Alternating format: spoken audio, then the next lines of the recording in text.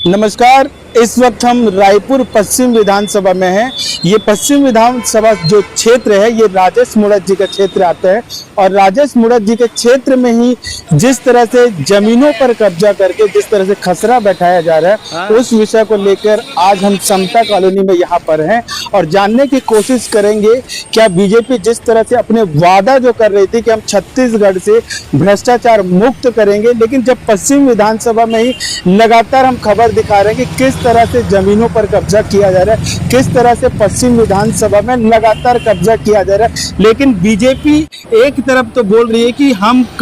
कभी भी किसी भी तरह से रायपुर में कब्जा किसी को भी करने नहीं देंगे और किसी भी तरह का अगर हमारे पास शिकायत आता है तो हम जरूर कार्रवाई करेंगे। हमारे साथ यहाँ पर मोहनदास मानिकपुरी जी जुड़े हुए हैं, हम उनसे बात करेंगे, पूछेंगे कि आखिर पूरा मामला क्या है। लेकिन हमारा सवाल बार बार ये है कि छत्तीसगढ़ की जनता को क्या बेवकूफ़ बनाया जा रहा है, क्या छत्तीसगढ़ की जनता को लूटा जा रहा है। सर, मैं तो पहले आपसे एक सवाल ये पूछूंगा, हमारे पीछे जो बिल्डिंग है, ये जो बिल्डिंग का जो पूरा जो मामला है, क्या है पूरा मामला? आप एक दो बिल्डिंग देख रहे होंगे, ये शांतिदेव पंसारी का है। एक बिल्डिंग जो बना है, ये जो अभी नया कंस्ट्रक्शन हो रहा है, ये खसरा नंबर 908/2 और 908/3 और कुछ लगा हुआ ये जो नीला बिल्डिंग जो दिख रहा है ये 510/2 और दोनों एक ही परिवार का है और शांतिदेवी पंसारी के द्वारा इनको बेचा गया, जबकि 510/2 का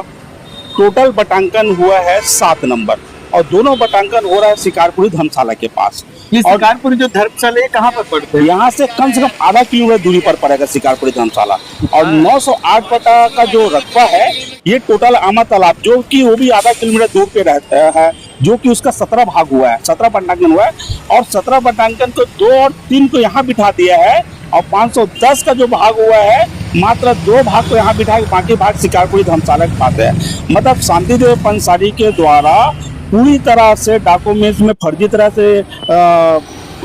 पेश करके पूरा B1 भी बना दिया है, जबकि इनकी विक्रय उल्लेख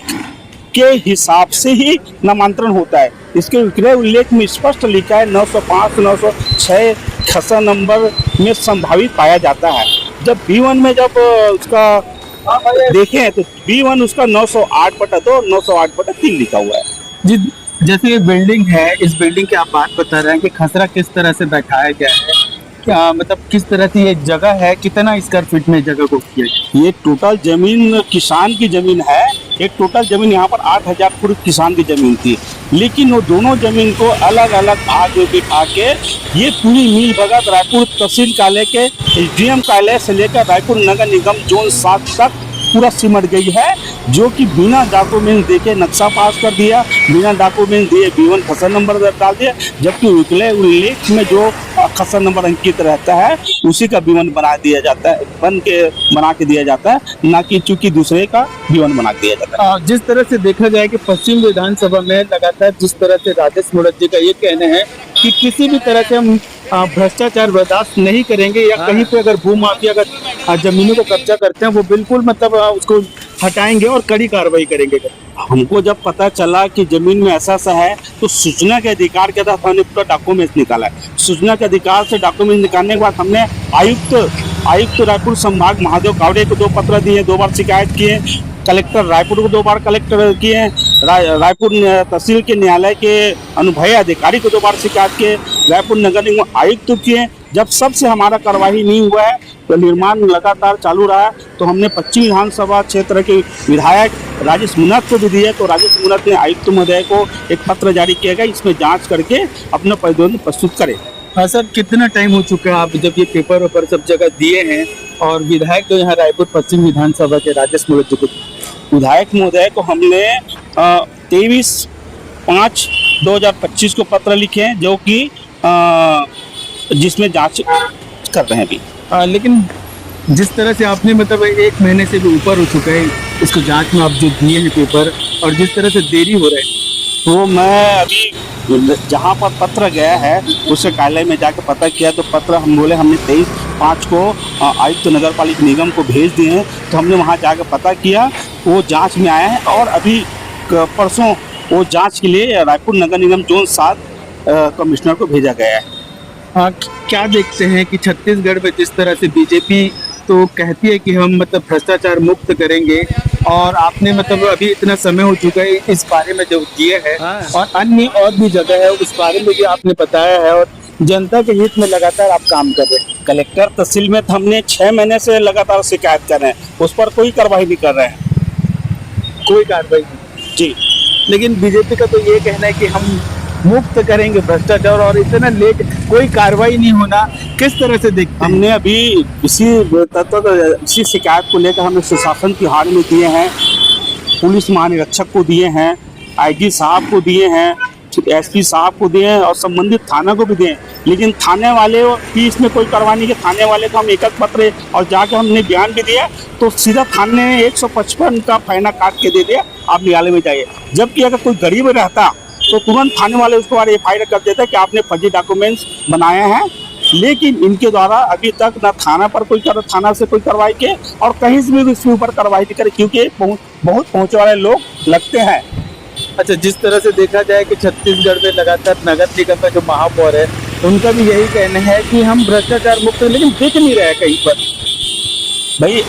देखो, कहनी और करनी दोनों फर्क होता है। एक धरातल स्तर पे आके महापौर काम करता है तब तो ठीक है, नहीं तो रायपुर शहर जहाँ खाली जमीन बैठे हैं बड़े बड़े भू माफिया इसमें ऐसा कब्जा करके अलग अलग खसरा नंबर बिठा के पूरा शहर को कब्जा कर लेंगे। जिस तरह से देखा जाए कि ये किसी गरीब की जो जमीन थी, उस जमीन को कब इन्होंने मतलब जिस तरह से खसरा बैठा है, क्या है पूरी जान? सबसे बड़ी बात तो ये है कि ये जमीन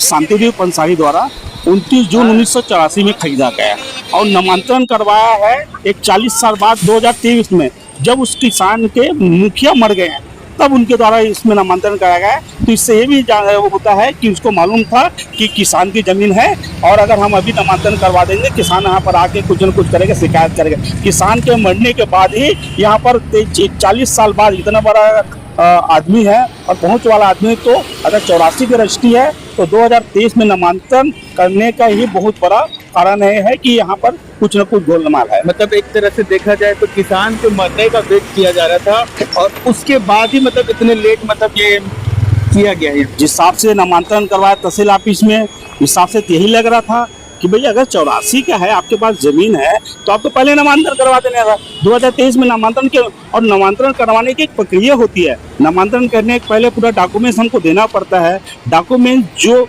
खसरा नंबर उल्लेख रहता है उसी का विवरण बना के दिया जाता है। चूंकि दूसरे खसरा नंबर इनके द्वारा एक में 908/2 800/3 का विवरण बना दिया गया है और दूसरे जो खसरा नंबर उतरे उल्लेख है उसमें 510/2 का बना दिया, जबकि दोनों रजिस्ट्री में 905 और 906 लिखा हुआ है।